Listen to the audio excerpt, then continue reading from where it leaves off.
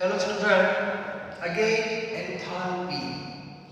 We already completed fusion enthalpy, vaporization enthalpy, sublimation enthalpy, enthalpy of formation, enthalpy of combustion, then enthalpy of atomization, bond enthalpy, ये सब हमने cover कर लिया है. Okay, अब और आगे बढ़ रहे हैं. नेक्स्ट जो एंथैल्पी है that is enthalpy of solution. लेकिन वो पढ़ने से पहले हमें दो और एंथैल्पी इंडिविजुअल पढ़नी है. So the first one that is lattice enthalpy. Lattice enthalpy. What is the meaning of lattice enthalpy? Enthalpy related with lattice, that is called lattice enthalpy. Lattice word that is related with ionic substance. ये पहले clear होना चाहिए. Okay, सो ionic substance क्या है वो पहले mind में set कर दो. तो हमारे पास आयोनिक सब्सटेंस का बेस्ट एग्जांपल है NaCl, that is solid which contain Na plus and Cl minus. तो सबसे पहले NaCl का फॉर्मेशन कैसे होता है वो मैं आपको बता दूं. आगे भी मैंने बताया था सोडियम का एटॉमिक नंबर 11 है और Cl का एटॉमिक नंबर 17 है. ओके, पीरियोडिक टेबल में 18 ग्रुप जो है helium, neon, krypton, argon, xenon, radon, भगवान ने ऐसा बोलते हैं कि स्टेबिलिटी का जो वरदान है वो 18 ग्रुप को दिया है जिनका ऑक्टेट जो है वो कंप्लीट है. इसका मीनिंग हो जाता है 1 to 70 ग्रुप वाले जितने भी एलिमेंट्स है all are unstable. An unstable element atom tries to become stable like inner group. तो 11 जो है उसके नजदीक में इनर कौन है दैट इज नियॉन. तो 11 जो नंबर है सोडियम. सोडियम को घर पे रात को नींद नहीं आती. उसको बस एक ही गोल होता है कि मुझे नियॉन जैसा बनना है. क्लोरीन को भी घर पे नहीं आती. क्यों नहीं आती? उसको आर्गन जैसा बनना है. ठीक है, नियॉन बनना है तो एक इलेक्ट्रॉन लूज करना पड़ेगा, डोनेट करना पड़ेगा और इसको गेन करना पड़ेगा. और वही टारगेट से दोनों एलिमेंट अपने अपने घर से बाहर निकलते हैं, मतलब पीरियोडिक टेबल से. एक कहां से बाहर आएगा फर्स्ट ग्रुप में से और एक कहां से बाहर आएगा 17 ग्रुप से बाहर आएगा. दोनों मार्केट में आ गए, एक दूसरे के साथ डिस्कशन हुआ, तू क्यों आया ऐसे, और अल्टीमेटली सॉल्यूशन आता है exchange of electron. Okay, so we know Na lose one electron and convert into Na plus, ये हमें पता है. And this electron gained by Cl and convert into Cl minus. Simple process. Okay, after exchange of electron, Na convert into Na plus and Cl convert into Cl minus. It means both acquire opposite charge, positive and negative. And we know due to opposite charge, attraction take place between these two ions. And due to that, both ions come together. ऐसा बोल सकते हैं कि नहीं? दोनों ion एक दूसरे के नजदीक आ रहे हैं और नजदीक आएंगे और finally positive ion surrounded by negative ion, negative ion surrounded by positive ion. So ultimately we have formation of lattice. So this is lattice. Clear? लेकिन फॉर्मूला में हम NaCl लिखते हैं. फॉर्मूला में हम NaCl लिखते हैं क्योंकि NaCl का जब फॉर्मेशन हो जाता है तो इंडिविजुअल आइडेंटिटी लूज हो जाती है. Na प्लस का चार्ज +1 होता है, Cl का -1 है, तो रिजल्टेंट चार्ज तो 0 है. इसीलिए जब आप NaCl लिखते हो तो उसके ऊपर कोई चार्ज नहीं लिखते. But keep it in mind in NaCl Na having +1, Cl having -1. हम लिखते नहीं हैं, फिर भी आपको पता होना चाहिए कि Na प्लस है और Cl माइनस है. This is the formation of NaCl. और ये जो बॉन्ड है प्लस और माइनस के बीच में जो बॉन्ड है दैट इज आयोनिक बॉन्ड. ये बॉन्ड को बोलते हैं ionic bond. Okay, and this is due to exchange of electron. And we know there are two types of bond, ionic and covalent bond. In ionic bond, exchange of electron will take place, while in covalent bond, sharing of electron take place.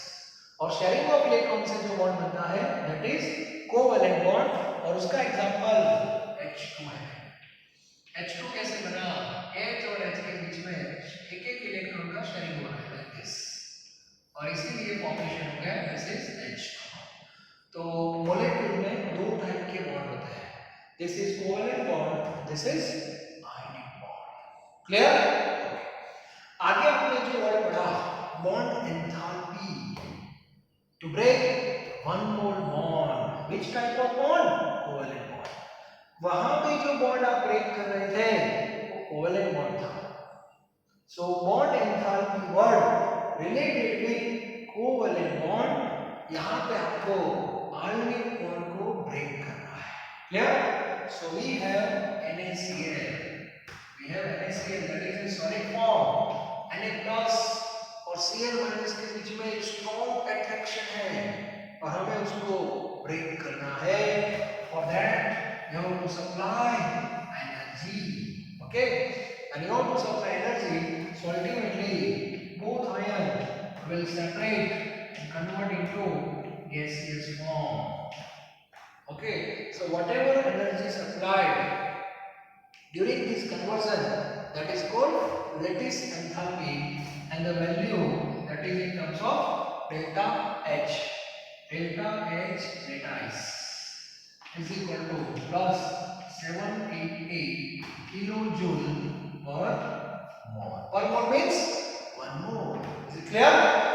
Okay, so this is our lattice enthalpy of NaCl. मतलब if you have 1 mole NaCl and if you want to convert 1 mole Na plus and 1 mole Cl minus in gaseous atom, it means you have to separate both ion. So for that you have to supply energy. So its value is 788 kilojoule per mole. This is lattice enthalpy. तो पहले lattice enthalpy क्या है वो पता होना चाहिए. ठीक है? अब उसका उल्टा भी आप थोड़ा सोचो. सर यदि ये दोनों आयन वापस कंबाइन हो गए तो क्या होगा? वापस कंबाइन हो जाएंगे. It means formation of ionic bond. अब बॉन्ड का जब फॉर्मेशन होगा तो इतनी एनर्जी रिलीज हो जाएगी. सिंपल. बॉन्ड को ब्रेक करना है तो एनर्जी देनी पड़ेगी. तो उनका उल्टा सोचो ना, बॉन्ड फॉर्म होगा तो एनर्जी रिलीज होगी. Value that is same, but one is positive another is negative because endothermic exothermic. ठीक है? तो अभी हम एंडोथर्मिक के बेस पे बात कर रहे हैं. तो लेटिस एंथैल्पी वर्ड क्या है वो पहले आपका क्लियर होना चाहिए. This is lattice enthalpy. Okay, तो स्क्रीनशॉट निकाल दो पहले इसका. अब मैं लेटिस एंथैल्पी की आपको definition निकालता हूं. Write down enthalpy associated. Yes, enthalpy associated during conversion of 1 mole ionic substance. General है, not NaCl. 1 mole ionic substance into its gaseous ions. Gaseous form करना है. Yes. Definition में जो word है वो बहुत important होता है. Okay. मतलब आपको जो अल्टीमेट उसका फाइनल स्टेट है वहां तक रिप्रेजेंट करना पड़ेगा. नॉट आयन, गैसियस आयंस ऐसे लिखना पड़ेगा. ओके, यस, तभी पूरा डेफिनेशन आपका फुलफिल होगा. So this is a lattice enthalpy. ये क्लियर होना चाहिए. ओके, तो लेटिस एंथैल्पी का वर्ड है, this is related with ionic substance like NaCl. Okay, NaCl का जो फॉर्मेशन है वो मैंने आपको बता दिया. इन NaCl positive ion negative ion, okay, both bonded together with ionic bond, and now we have to break this bond. For that you have to supply energy. So much 788 kilojoule per mole you have to supply, and both ions separate in gaseous form. So such value is known as lattice enthalpy, and each ionic substance has different lattice enthalpy. हर एक की lattice enthalpy क्या होगी? Different होगी. For example MgCl2, उसमें भी lattice enthalpy होगी, that is different from NaCl. ठीक है? तो एक कांसेप्ट है lattice enthalpy का. ओके, बाद में दूसरी एंथैल्पी की बात करते हैं. that is called hydration enthalpy. Okay, another word that is hydration enthalpy.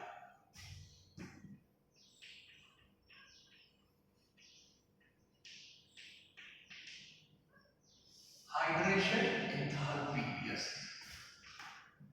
Delta H HY. So enthalpy तो पता है. Now what is the meaning of hydration? Okay, hydration exactly क्या है? So write down. If substance dissolving solvent, if substance dissolving solvent, bracket में लिखो water. 90% case में solvent में होता है वाटर, ज्यादातर हम सॉल्यूशन पानी में बनाते हैं. Okay, if substance dissolve in solvent, then positive ion and negative ion surrounded by molecules of water. Such phenomena is known as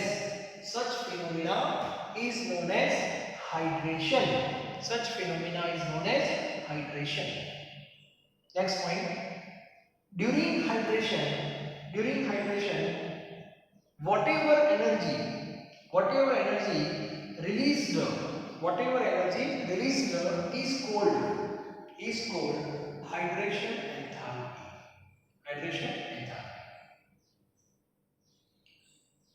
तो देखो, आपने वाटर लिया, चलो वाटर H2O, ठीक है. H2O में आपने NaCl डाल दिया, Na+ Cl-. ओके, एग्जांपल में अभी NaCl का ले रहा हूं. तो NaCl को आपने पानी में डाल दिया, तो आपको भी पता है कि ये दोनों आयन क्या हो जाएंगे, सेपरेट हो जाएंगे. दोनों आयन सेपरेट हुए मतलब सॉलिड डिसॉल्व हुआ. ओके, अब दोनों आयन सेपरेट हो गए, अब दोनों कंबाइन क्यों नहीं होते? रीजन क्या है? बीच में वाटर आ गया. It means Na+ surrounded by molecules of water. Similarly, Cl- also surrounded by molecules of water, and this phenomena is known as hydration. Okay, and during hydration, whatever energy released, that is called hydration enthalpy. आप बोलोगे sir energy release क्यों होगी? अभी मैंने बताया, जब bond form होगा तो एनर्जी रिलीज होगी. जब बॉन्ड को ब्रेक करते हैं तो एनर्जी देते हैं, एब्जॉर्ब होगी एनर्जी. सर यहाँ का बॉन्ड फॉर्म हुआ क्यों? Na+ surrounded by water. इसका मीनिंग क्या हुआ? There is a one bond form between Na+ and water, not chemical bond. There is no exchange of electron, there is no sharing of electron, just attraction between Na+ and water. This is the physical bond. Okay, लेकिन bond तो है. So whatever energy released, that is called hydration enthalpy. Clear? तो यहाँ से जब bond बनता है तो एनर्जी रिलीज हो रही है. ओके, और ये जो एनर्जी रिलीज होगी, that is called hydration enthalpy. Okay, it means ऐसा आप देखते हो NaCl किस फॉर्म में होगा? सॉलिड, Na+ है Cl-. If you dissolve in water, तो पूरा केमिस्ट्री में आप ऐसे लिखते हो. आपने ऐसा लिखा होगा, देखो ऐसे एक्वस. इसका मीनिंग क्या होगा?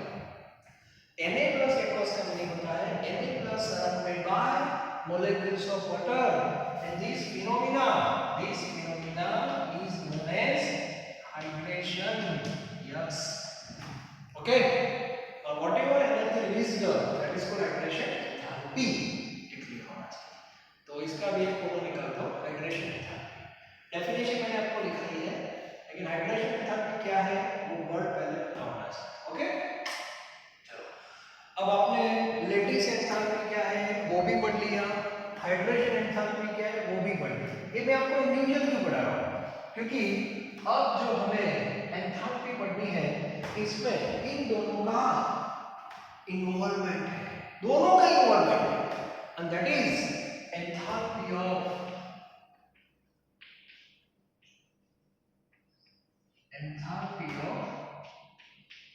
solution, enthalpy of solution delta H। Solution क्या है वो तो आपको पता है। सॉल्यूशन कैसे होता है, जैसे पानी में आपने NaCl को पानी में डाल दिया, that is the formation of solution, and during the formation of solution whatever change in enthalpy that is called enthalpy of solution. Clear? Definition लिखो पहले। If one mole substance dissolve in definite quantity of solvent, if one mole substance dissolve in definite quantity of solvent, then whatever change in energy at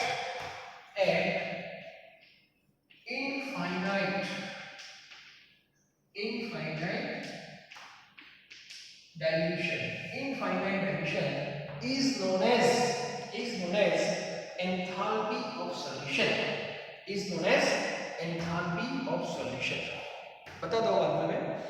सबसे पहले आपको substance लेना है, how much 1 मोल, ठीक है, और उसको पानी में डालना है, definite quantity of water. Suppose आपने 1 लीटर पानी लिया और उसमें NaCl को डाल दिया। अब मुझे बताओ ये जो हमारी प्रोसेस है, आप जब NaCl को पानी में डालते हो, फिर से एक बार देख लो, NaCl ये वाटर है, इसको जब आप पानी में डालते हो तो Na प्लस और Cl माइनस दोनों क्या होगा, सेपरेट। अब मुझे बताओ इसमें दो प्रोसेस हुई, लेटिस डिस्ट्रॉय भी हुआ और हाइड्रेशन भी हुआ। डिस्ट्रॉय कौन हुआ, मतलब टूटा कौन, लेटिस। ये दो आयन देखो सेपरेट हो गए, तो लेटिस टूटा, ब्रेक हो गया। ब्रेक हुआ मतलब एनर्जी अब्सॉर्ब हुई, yes, that is lattice enthalpy. और फॉर्मेशन किसका हुआ, हाइड्रेशन। क्यों hydration, Na+ surrounded by molecules of water, then hydration, तो वहां से एनर्जी रिलीज होगी, और जो एनर्जी रिलीज हो रही है वही यहाँ पे अब्सॉर्ब हो रही है। मतलब ये प्रोसेस में एनर्जी अब्सॉर्ब भी हो रही है और रिलीज भी हो रही है। एब्सॉर्ब जो हो रही है that is in terms of lattice enthalpy, और रिलीज जो हो रही है that is in terms of hydration enthalpy. ये दोनों फिनोमिना एक साथ हो रहे हैं, बॉन्ड फॉर्म भी हो रहा है, नया बॉन्ड फॉर्म हो रहा है, पुराना बॉन्ड ब्रेक हो रहा है। जैसे किसी लड़की की शादी होती है तो marriage that is one function, ये आपको पता है, तो उसमें दो चीज होती है। कौन सी दो चीज, जो लड़की है उसका उसके पापा के घर के साथ जो कनेक्शन होता है वो ब्रेक हो जाता है। रोना मत, ये जस्ट एग्जांपल ले रहा हूं, दिस इज रियलिटी। और एक नए घर के साथ उसका बॉन्डिंग हो जाता है सामने में, प्रोसेस तो मैरिज ही है, ये आपको पता है। लेकिन एक बॉन्ड ब्रेक, एक बॉन्डिंग ब्रेक होता है और एक बॉन्डिंग फॉर्म होता है। वैसे ही सॉल्यूशन जब बनता है, पर्टिकुलरली इन दैट केस, तो Na+ और Cl- के बीच में जो बॉन्डिंग था वो ब्रेक हो रहा है, और Na+ और वाटर के बीच में नया बॉन्ड का फॉर्मेशन हो रहा है। और जब बॉन्ड ब्रेक होता है, बॉन्ड फॉर्म होता है, तो ऑब्वियसली उसके साथ एनर्जी का इन्वॉल्वमेंट रहेगा। तो आपको क्या करना है, दोनों को ऐड करना है। एक की वैल्यू प्लस होगी, दूसरे की माइनस होगी, क्योंकि एक में बॉन्ड फॉर्म होता है और एक में बॉन्ड ब्रेक हो रहा है, ये भी क्लियर होना चाहिए, ठीक है। तो यहाँ पे टोटल चेंज आपको लिखना है। Total change means delta H solution, delta H solution is equal to delta H lattice plus delta H HYD, that is hydration. इन दोनों का एडिशन होता है। नॉर्मली बोल रहा हूं मैं, लेटाइस एंथैल्पी होगी वो पॉजिटिव होगी कि उसमें एनर्जी अब्सॉर्ब हो गई है, और हाइड्रेशन जो होता है ये प्लस है, बीच में प्लस आ गया और एक माइनस। हाइड्रेशन में वैल्यू रिलीज होगी, मतलब ये प्लस होगा और ये माइनस होगा, और दोनों का एडिशन करना है। तो प्लस की कंपेयर में माइनस बड़ा है, प्लस की कंपेयर में माइनस बड़ा है, तो आपका आंसर नेगेटिव रहेगा, और माइनस की कंपेयर में प्लस बड़ा है, तो आपका आंसर पॉजिटिव है। ये भी क्लियर होना चाहिए। ओके, तो डेल्टा एच सॉल्यूशन जो होता है वो नेगेटिव भी हो सकता है, पॉजिटिव भी हो सकता है। ओके, तो इतना पहले लिख लो, इसके बाद मैं 2-3 पॉइंट आपको बता रहा हूँ, ये बहुत इंपॉर्टेंट है। if value of delta H lattice is very high, if value of delta H lattice is very high, then substance is insoluble, then substance is insoluble in water। Okay, insoluble in water, वो substance dissolve होगा ही नहीं, क्योंकि lattice enthalpy बहुत ज्यादा हो गई। Lattice enthalpy ज्यादा हो गई, इसका मीनिंग होता है बॉन्ड को ब्रेक करने के लिए ज्यादा एनर्जी चाहिए और वो उसको मिल नहीं रही है। हाइड्रेशन से बहुत कम मिल रही है, हाइड्रेशन से जो रिलीज होगी वही वहां पे यूज हो रही है, तो बॉन्ड को ब्रेक करने के लिए रिलीज जहां से होने वाली वो कम हो रही है, तो वो सब्सटेंस डिसॉल्व नहीं होगा। ओके, बहुत ज्यादा है तो थोड़ा कम ज्यादा है तो इट्स ओके, क्योंकि इनफाइनाइट डायरेक्शन तक आपको मिल जाएगी। ओके, और यहां पे एक कंडीशन लिखो, therefore if delta H by T hydrogen enthalpy greater than delta H lattice, then substance dissolve in water। Is it clear? ये कंडीशन आ गई। Most important statement for MCQ, for any substance dissolved in water, condition is hydration enthalpy must be greater than lattice enthalpy। Hydration enthalpy ज्यादा होनी चाहिए compare to lattice, तभी वो ion separate होंगे, और separate होंगे in the sense substance dissolve होगा। और समझ आ रही है? सो this is the enthalpy of solution. Text book में एक रिप्रेजेंटेशन दिया है, वो भी मैं आपको बता दूं, ये बहुत इंपॉर्टेंट है। So representation like this, AB that is in solid form gives A plus aqueous and B minus aqueous. This is the whole process. Okay, so this thing is delta H solution, but we know this process involve two stage, lattice and hydration. So first of all, actually what happened, this AB convert into A plus gas and B minus gas. This part represent delta H lattice, okay, and these two ions combined with water, so that change delta H by T, this is hydration and this is lattice, and this combination of these two is known as delta H solution। ये value positive होती है और ये value negative होती है। Positive की compare में negative बड़ा है तो रिजल्टेंट वैल्यू आपकी नेगेटिव हो जाएगी। ओके, ये भी क्लियर होना चाहिए। तो हाइड्रेशन एंथैल्पी की वैल्यू ज्यादा होनी चाहिए compare to lattice enthalpy.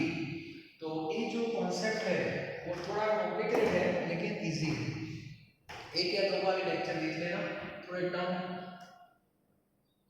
Heavy है, फिर भी पढ़ना तो पड़ेगा। थर्मोडायनामिक्स चैप्टर टाइटल ही उसका हैवी है, कंटेंट तो रहेगा, फिर भी एक या दो बार लेक्चर देखने से ये क्लियर हो जाता है।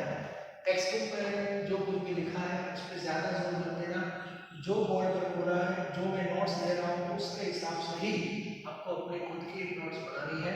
ठीक है, तो ये एंथैल्पी में मैं कंप्लीट कर रहा हूँ। अभी भी एक एंथैल्पी है, एंथैल्पी ऑफ डाइल्यूशन। वो नेक्स्ट लेक्चर में डिस्कस करेंगे। ओके, इसके बाद एक और एंथैल्पी है, एंथैल्पी ऑफ न्यूट्रलाइजेशन। वो भी टेक्स्ट बुक में नहीं है लेकिन मैं आपको पढ़ाऊंगा। This is important for JEE NEET. और बाद में हमारा पार्ट 1 जो है वो कंप्लीट होगा। Part 1 delta U and delta H.